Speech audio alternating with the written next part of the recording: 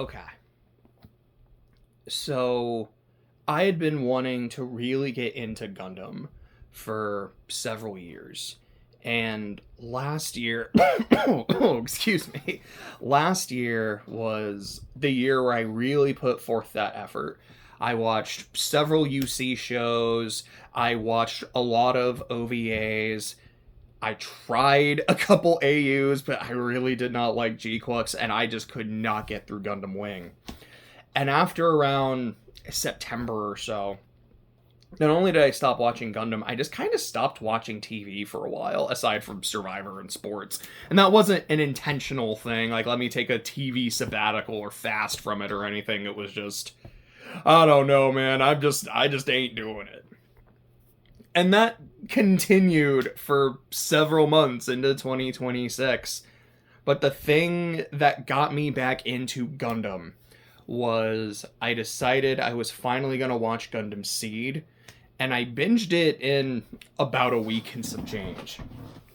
And after the last few Gundam series I had watched, which for me were 8th MS Team, Stardust Memory, G-Quux, and Wing, none of which I particularly liked, it felt really good to get back into Gundam. Because while I do have some problems with Seed, I liked it a lot. And a few things I want to make clear is that, number one, I watched the HD remaster. So, excuse me, whatever differences there are between the original airing of the show and the HD remaster, I'm not super aware of. There's a few things I know, but I don't know how crazy they are. So I don't know if there is a better version and if I accidentally watched the, inferior one. Number two, anything I say has nothing to do with Destiny because I haven't seen it yet. I know its reputation, where from what I understand, this is just considered the worst Gundam show ever. And a lot of them are kind of contentious. I've heard some people say that, Wing is the greatest thing, and other people no, Wing is trash. I have heard people praise Double O. I have heard people say Double O is, the worst thing. And I've even heard some of that kind of back and forth with Seed as well. But I just see consistently, no, Destiny's bad. And from my understanding, it is a true continuation. Double Zeta is a sequel to Zeta, but Double Zeta still kind of feels like its own thing, given that it's a mostly new cast. My understanding is that, no, this is Kira, Kagari, Atherin, and Lacus Season 2. Not even for better or for worse. It sounds like it's just for worse. I am still going to watch it. I intend to watch it and to give it my own unbiased opinion, because if I think Destiny is great, I'm gonna say that Destiny is great. If I think it's dog water, then I'm gonna say this is dog water. But my point is, since I haven't seen it yet, don't hold Destiny against me for anything I say about Season 1. And so, I will say that beware of spoilers. 3, 2, 1, spoilers are now live. So, I think my biggest takeaway thematically from Seed is that it is a series about what it means to be a soldier, and that not everyone is cut out to be a soldier. It's Gundam. Almost every single Gundam pilot I can think of is a reluctant hero. Someone who wasn't just... Camille is probably one of the exceptions to that. But I'm not saying Camille always wanted to fight. But he's like, no, I'm going to get in this thing because I love Camille. But it's very often about people who don't want to be a soldier, but have greatness thrust upon them, sometimes slapped into them. Which, there were a lot of times in this show where I was like, okay, are we about to get a bright slap? And then we didn't. And I'm not saying I'm disappointed by that. I was just like, huh. I really like the way they treat my boy Kira. He is number one good boy. But to my point, you see with Kira and his friends, here's just a whole group of civilians that get Shanghai. Sorry, I'm thinking about my notes. Where they get shanghaied upon the white base, the Archangel, because they look the exact same, except one has legs. And I'm just gonna go ahead and say that legged ship I don't know. It got old kind of quick. Like, it's kind of a fun nickname, but after a while, I was like, oh yeah, that's just kind of a dumb name, but whatever. Getting sidetracked. Where was I? Sorry. My point. You have these civilians that now have to be soldiers. And there's a lot you have to get acclimated to. You have to get acclimated to taking orders. You have to get acclimated to routines. You have to get acclimated to fighting and to taking lives and to losing people. And that's not something everyone can handle. And that's completely understandable.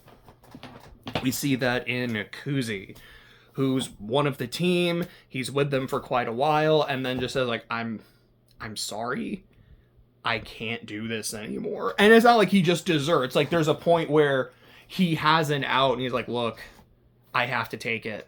I wanted to take it before and I was convinced into staying. And I think I just gotta go. And the conversation he has with Sei, which is essentially,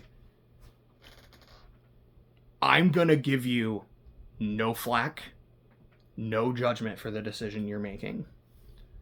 I understand why I am staying. I understand why everyone else is staying. And we all understand why you need to go. You take care.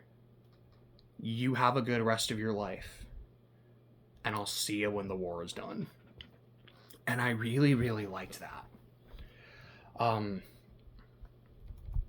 I think if the question is what makes a good soldier, or I guess what makes someone cut out to be a soldier, to me, Seed's answer is conviction. Because any puppet can blindly follow orders. But a warrior needs conviction to make it through those tough times. When you have to take a life, when you have to deal with people that you've lost. What is it that keeps you going, that keeps you fighting in those dark times?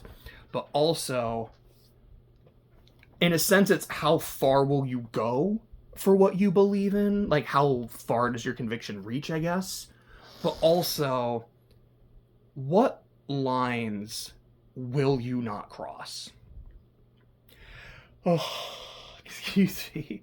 And I think Kira is a fantastic example of this, because we see throughout the show, I don't want to kill, I don't want to, classic Gundam, I don't want to kill, but I will do what I have to protect my friends. But then after he gets the Freedom Gundam, he stops killing. He will still fight. He will, disarm and, just completely destroy a mobile suit. But he will explicitly do so in a way that does not harm the pilot. And it was something I really liked. And part of it was, I appreciate seeing a character, talk about how much they hate taking lives and really do something about it. But also, I have kind of a lot of thoughts on this at once. And they're all really good ones. I think part of it is I love seeing him take that stand. I love that conviction. But what I also like is it's not just, okay, I'm going to defeat you and I'm just going to let you go. It's going to be okay. He messes up their suits so they kind of can't do much. And I remember him letting Yazark go. I think this was around Operation Spitbreak. And he lets him go and the dual Gundam gets fixed. It did leave an impact on him, where later on you do kind of see some of that hesitancy, and even in the moment of he could have killed me and he didn't. And he had every reason to. He's killed one of us before. He intentionally let me go. And it didn't make him angry, because normally he's the kind of character that would have made him angry. Instead, it really made him think. And I just really liked that. I feel like other characters we kind of see this with are, Ramius, I think that was her name, the captain, and Nataro. Real quick. So Nataro's last name, it's Bad Guriel. So I just kept calling her Bad Girl, and I'm just gonna call her that the rest of this video. Because like she's an ensign, and then I think a lieutenant, then a captain. So it's ensign bad girl, lieutenant bad girl, captain bad girl. It's just something goofy, but I loved it. I love me some Gundam names, which, by the way, Mu LaFlaga is an all-time Gundam name. Just an absolute 10 out of 10. But there's a lot of times where bad girl is like, okay, this is the situation we're in. This is what we need to do. These are the orders. Like, we have to be stern. We have to be efficient. We have to be cold and kind of ruthless. And on the opposite end of that is Ramius, who's like, no. Number one, I'm the captain of this ship. I understand you have your own opinions. I understand that we differ, and that's one of the reasons I like working with you. That being said, this is my ship. Kindly shut the fuck up. And I really like that dynamic, but also, it's because Ramius is primarily motivated, at least to me, she's motivated by a sense of kindness, like wanting to make sure that her people are okay, wanting to protect the ship. I think a good example is when Kagura goes missing and Bad Girl's like, look, we just need to leave. And Bro's like, no, we are not leaving yet. We are not leaving her behind. I understand there is some danger here. I understand this might not be the optimal play. But again, this is my ship. It's my play. Either help or stop talking. I don't remember if it's then, but there's one point where like, she's yelling at her. Is like, hey, you can put this in one of your reports. I don't care. And another character, we definitely see this with, is Athrun. Because Athrun's entire character arc is about him trying to find his conviction. It's about him analyzing what it is that he believes in and what it is that he's fighting for. And I also have to say, Athrun's character arc is just Zuko before Zuko, because this was like, what, 3-4 years, I think, before Avatar came out.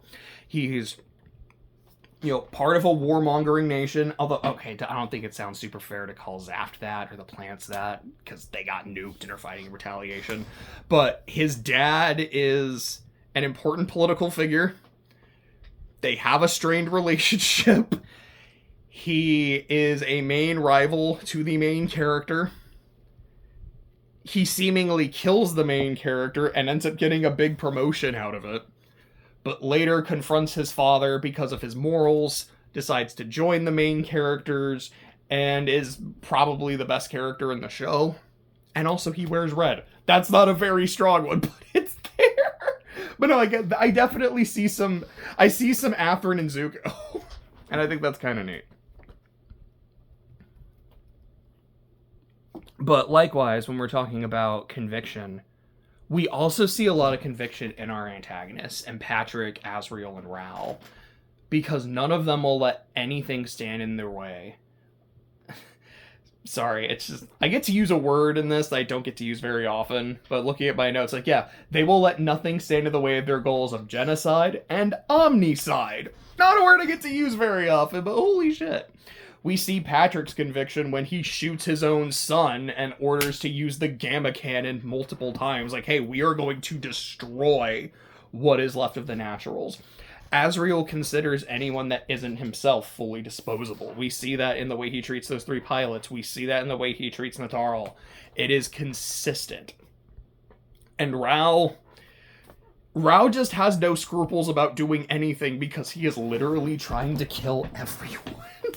Which, I forgot to mention this earlier, but there's a line from Rao that really sums up the show's theme about, you know, what it means to be a soldier, and that not everyone is cut out for it. It's when he says, not one of us was born a soldier. And that was a line, it's pretty late in the show, but it's one that really stuck out to me. And I think another major theme of Seed is nationalism, which it's Gundam. You're gonna see that a lot, you know, Sieg Zeon. Because you see that neither Patrick or Azrael seek to win this war through, you know, incredible strategy. Although there are some good strategic moves. Again, I love Operation Spitbreak. That was amazing. But it's not through, hey, let's do some really good strategic maneuvering so we can get the upper hand. We want to solve this through peace talks. they want to destroy and eradicate the other side entirely. And this hatred for others spreads to the soldiers and civilians. You see Flay, who has that hatred and fear of coordinators. You see how most of the Earth Force's army, the moment they learn Kira is a coordinator, they start getting really antsy around him. And then you see it with like Yazark and Dirka, with just how like radicalized they are. Of like, no, we're going to war. We're going to kill the Naturals. We're going to destroy all of them. And no one has like any scruples about a lot of this. But many of these same characters change their minds when interacting with people from the other side. Flay's relationship with Kira is very, very complicated, but she does care about him, at least by the end of the show. He is getting to know him, and seeing his kindness really changed her mind and opened her eyes. We see Dirka, after getting to know Millie, and getting to really, instead of just seeing her as an enemy soldier, instead of seeing her as a natural, he sees her like a human being. And dude, the scene where she almost kills him was so good. But excuse me, I loved that little arc, and I loved their interactions throughout the rest of the show. I don't know how much Millie and Dirka content I'm gonna get in Destiny, but I'm hoping I get a lot of it. There's a line that Dirka has to Yazark in one of the last few episodes that also really stuck out to me. Unfortunately, I don't think I have the exact quote, but I think it really encapsulates, you know, the themes of the story to me, both that sense of nationalism and that sense of like finding your conviction, where Yazark accuses him of being a traitor because now he's fighting with the legged ship and blah blah blah, to which Dirka essentially tells him, I have not betrayed us because I still consider myself a Zaft soldier, but I'm no longer fighting for what I used to fight for, because I don't believe in the extinction of the Naturals anymore. I do believe again in fighting for the plants. I believe in fighting against the Earth. But this is something too far, and I can't abide that anymore. And I really, really liked it. And I think an interesting thing that also kind of brings these themes full circle is that both Patrick and Azriel are killed by subordinates who were seemingly very loyal and on board, but it reached a point where their goals and their convictions went too far, and they paid the price for it. So, moving away from the themes of Seed, I want to highlight some of the similarities that I noticed between this show and UC. I have heard a lot of people say that the show is almost kind of a remake of 79. And again, I watched the films, I didn't watch the show, so some of those beat for beat moments I didn't particularly get. But there are some that I noticed, like the whole Desert Tiger arc. I'm like, oh, I think this is just Ramparao. We have coordinators, which are this world's version of new types. And overall, like, I like it. I think the idea of it being something like it's just pure science fiction, I think is fine. I don't think that's like a push. I don't think that's better or worse than it being a supernatural thing. I miss just that hypersensitivity and volatility of new types. But I like the way that being a coordinator is applied. Like that scene in the second episode where Kira's just rewriting the OS at the strike on the fly because he's just that good with computers. It just makes sense to him. I thought that was really cool, and a really cool way of just showing this is how his mind works. This is what it means to be a coordinator. This is what it means to be a new type in this world. I thought that was super neat. I will say, whenever he entered his seed mode, I just didn't care. I don't know how important that's going to be in Destiny, but Destiny is the D in that acronym, so I feel like it's going to be really important. Maybe it'll make it super interesting, though, or maybe that's one of the reasons why Destiny's terrible. Who knows? Mulaflaga and Rao. I think they have a really interesting dynamic, and not just like their rivalry in the "you're a clone of my dad." That part's kind of stupid, but to me, they kind of represent two faces of Casval Daikun. LaFlaga is Lieutenant Quattro. Like, here is the like really cool hotshot pilot that looks after the main character and is a mentor to him, is like a big bro to him, gives him advice on like life, on war, and all that good stuff. Like, we love Lieutenant Quattro. We love Mu LaFlaga. Rao is Shar Aznavour. This is the dude who wears the mask. But this is the guy who is trying to manipulate people and betray people, although he's never betrayed anyone in his entire life. But this is the guy who is making all of these plans and schemes to get his way, which with Shar was, you know, like, I'm trying to become like the head of Xeon now. Rao is, I literally just think humanity sucks and all of us need to go. Like, I don't think there's any real difference between naturals and coordinators. We all suck. Yeah, he's the schemer playing multiple sides who's willing to kill anyone and everyone to get his way. And I do think Rao, for me, is more 79 Char than... Sorry. I think he's more 79 Char overall, although the Omnicide thing feels like a bit more CCA. What we really get from CCA is Flay, because she reminds me a lot of Kess. Like, here is this person that's very emotionally volatile, who is kind of torn between... It's not even that she's torn between the two sides, but she's with Kira for a long time, then she ends up with Rao for a bit. And I'm like, okay, this kind of reminds me of Kess, how she was like with Amuro and really into Amuro, but then she ends up getting close to Char, and Flay is feeling close to Rao because he reminds her of her dad. I don't even really know where that came from, because he wasn't like a clone of her dad. It was LaFlaga's dad. I don't know, that part was a little weird. But to me, Kess is someone that, because of just the neglect that her father had been giving her, that she was in search of a replacement for that. She was in search of a father figure.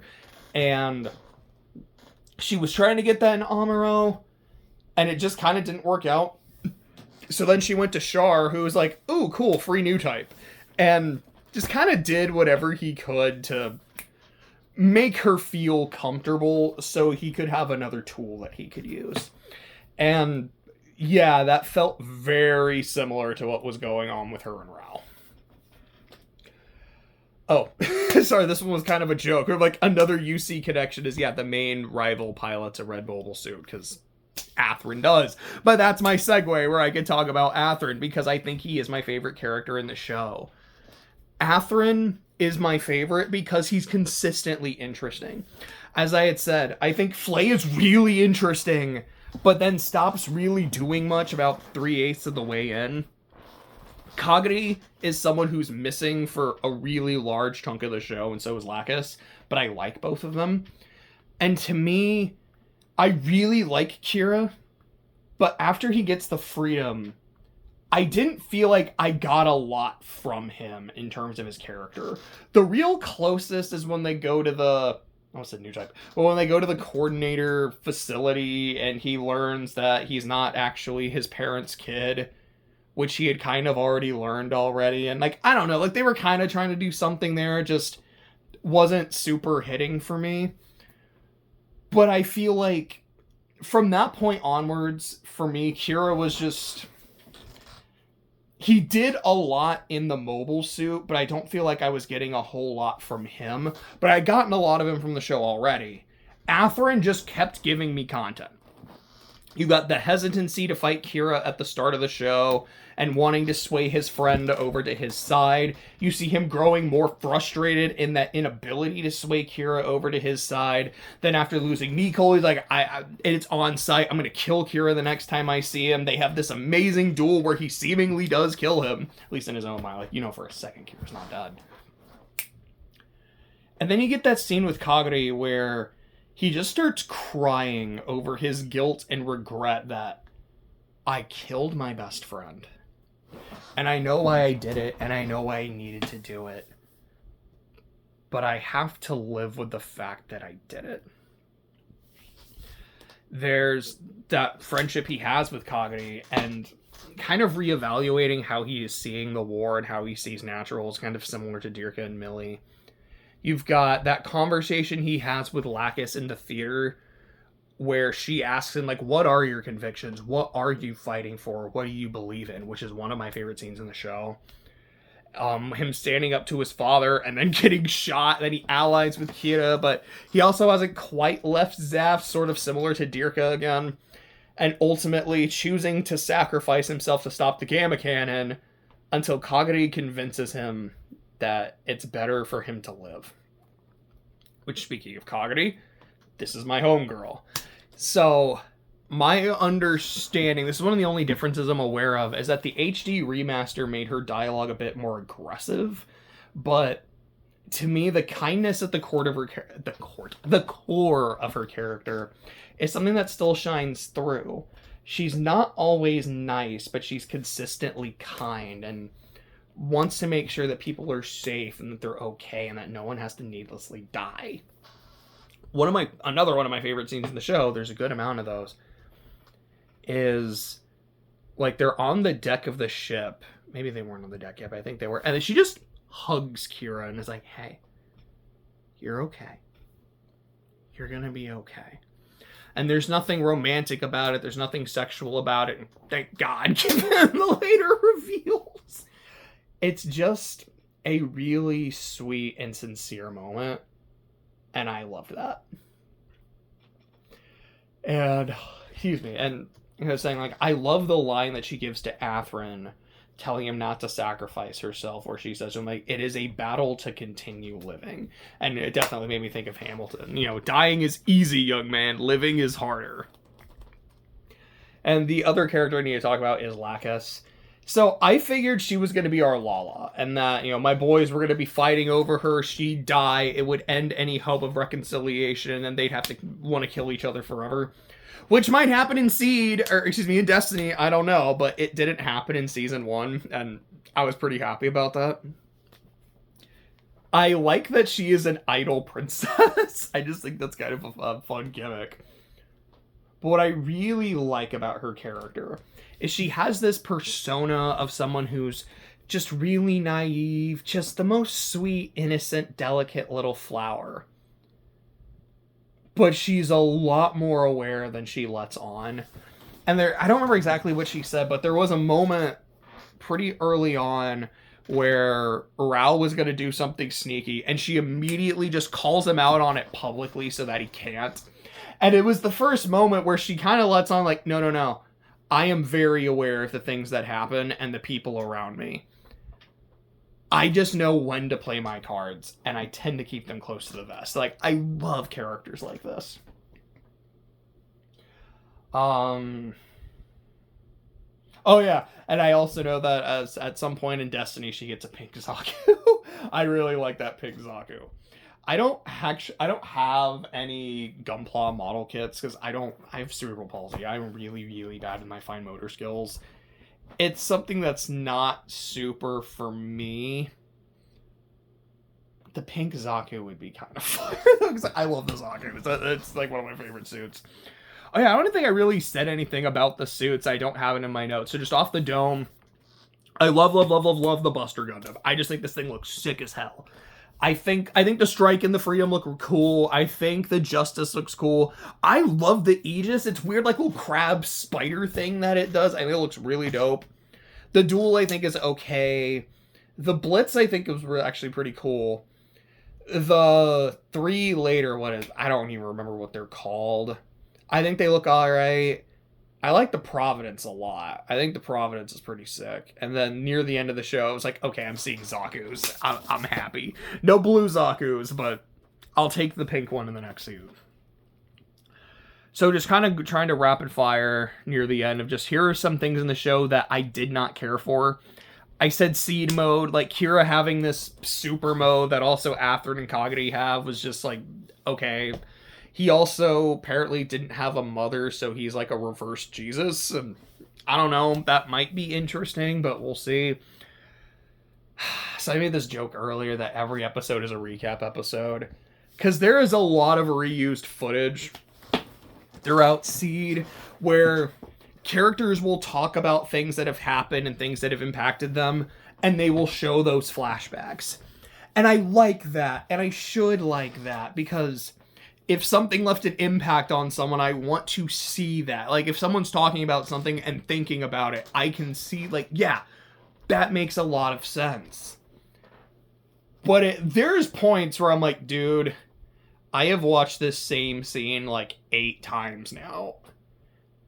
I get it. Like, there is a point where it just kind of gets a bit too much. I mentioned a couple times also, yeah, Flay really doesn't do much after about 3/8 of the way through the show. And there's a point where in Alaska, you know, they kind of talk about making her like the figurehead of the Earth Alliance. I'm like, oh, that sounds really interesting and cool, but unfortunately it just doesn't happen. The 3 pilots for like Azrael's 3 dudes, they didn't add much for me. Each of them has a trait, like one plays games, one reads, and one listens to music. And aside from that, they're pretty indistinguishable from me. They all just acted like the same dude. It would have been cool. I mean, I get it. Like, they're not super important. You don't have to spend a lot of characterization on them. But if they all had really different fighting styles, like their Gundams work differently, I get that. But it's like, okay, yo, this is the dude who listens to music. So he almost has this weird fighting style where he's kind of fighting in a rhythm. And if you can match his rhythm, you can really take care of him. Like the guy who's the reader, he's, you know, more like sits in the back, analytical, something like that. And then the gamer's the one who's just like doing crazy shit because like he likes to be flashy. Like, I don't know, but there could have been something. Mula, Flaga, and Rao sensing each other. They're not new types, and even coordinators don't do that. So I thought it was dumb. It didn't really work in this setting. Like, well, I can sense you because you're the clone of my father. What? I don't think that makes sense, dog, but okay. And yeah, I brought up the legged ship. I just always thought that was kind of silly. And then rapid firing some other stuff that I liked, like some scenes or some set pieces. Some of these I've mentioned, like Kira rewriting the Strike's OS on the fly. We have that scene of the colony just falling apart in the first few episodes. That bit where they get to Julius 7 so they can use the leftover water, where a lot of characters are saying, I feel really dirty about this. I don't think this is okay. And everyone else going, with all due respect, it's not like they need it anymore. And we do. And it's like I loved that. I really did. We've got Flay's motivation in the part of the show where she's doing stuff where it's I'm going to be in a relationship with Kira. And I'm going to do this for 3 reasons. Number 1, if he feels close to me, if he feels like he has something to protect, he is going to fight. He is going to fight hard. And he might fight because she also does this, I believe, after she learned that, like, oh, like, apparently his friend, like, pilots one of the other Gundams. So, like, okay, I need to be more important to him than that guy. So that way he will actually fight hard enough to protect me. And number 2, it's, if I do this, he will fight hard enough to avenge my father. Because that's something I am unable to do myself. And number 3, if he keeps fighting, eventually he'll die. And that is what he owes me for letting my father die. And that's so insane. But it's so interesting. And there's that scene in episode 14 where, you know, she gives him the little pinwheel that the girl gave him after that girl dies. And, like, Kira just, like, he holds it and he breaks down and he's crying. And then Flay just smiles and holds him and is like, don't worry. You're okay. And it's like, that is probably my favorite moment in the show because of just how disturbing it was and how fascinating it was. I was like, I love this character and I can't wait to see more of what happens here. And then, like I said, after a while it kind of stops. And then on the flip side, I already mentioned it, that scene of Kagami hugging Kira, I think it's beautiful. There's this bit with the Desert Tiger where he makes a joke. He's like, they say they'd rather die, but no one actually means that. And then his mech gets shot, and he's like, oh shit, I guess they meant it. Oh, by the way, I forgot to bring up his mobile suit. Oh no, I did have a thing here where I talk about some of them. But yeah, his Zoid with the Darth Maul lightsaber in its mouth. Loved it. It was so sick. There's a lot of really great death scenes in this show. Nicole getting slashed in half by the Gundam sword. Toll getting decapitated by the Aegis' shield. That was so sick. We've got the escape pod blowing up and, like, the child's head coming off. And, like, that was dark as fuck. Patrick and Azriel, both of them, like I said, getting killed by their subordinates. Like, shout out to my girl, Bad Girl, for that. Well, I mean, technically, he was shooting her and killing her. He just got blasted by a laser. Speaking of which ripped to my boy Mulaflaga, like, taking that laser. And I described the deaths in Operation Spitbreak as, quote, meat fireworks. Which I think is a pretty apt way of describing it. But, like, yickety yikes. Oh, gosh, there's a scene when they're on Earth, and I think it's, like, almost right after the Desert Tiger, where they have to fight the goons, which are the, like, blooper-looking ones, and they do a barrel roll, go upside down, and then shoot it right as it comes above the water. I wrote that down. I was like, that was cool. That was a really fun bit. The duel between Kira and Athrun is awesome. That scene where Millie snaps and tries to kill Dirka. Operation Spitbreak in general. The Uriah Gambit, the meat fireworks, the way that every side is playing each other. Lacus and Athrun in the empty theater. That fight between Ramius and Bad Girl near the end of the show. And another one of my favorite scenes is in Orb, when Athrun and Kira see each other, and then, like, he gives him back the bird. I just love that scene. Like, hey, like, it was given to me by my precious friend. And then, their shit happens the next day. So, just kind of some final observations. Kira, to me, looks a lot like Suzaku from Code Geass, but also Keiichi from Higurashi. And the Keiichi one was bothering me for a good while. So I was like, why does he look so familiar? That's it. That's definitely it. Yeah, I mentioned Athrun and Zuko being similar to each other.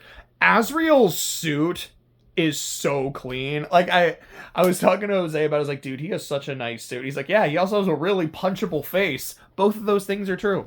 I think the music throughout the show is fantastic. The scene when Mu and Ramius kiss, I wrote in my notes about it. I said, quote, LaFlaga and Ramius straight macking on the bridge. And that made me laugh. And the bit when the gamma cannon hits the moon, I was just like, okay. God bless Symphogear. Because anytime I will now see a laser aimed at the moon, I am going to think of Symphogear. Oh, it's great. So overall, I liked Seed a lot. My top 3 are still Unicorn, War in the Pocket, and Zeta. But this has an argument to be in my top 5 alongside Witch for Mercury and Double Zeta. I'm not exactly sure what the other 2 in my top 5 are. Like I said, I haven't seen Destiny yet. We'll see how much that changes my mind. And if I feel like I'm able to separate the 2 afterwards. But for now, it's really good to be back with Gundam.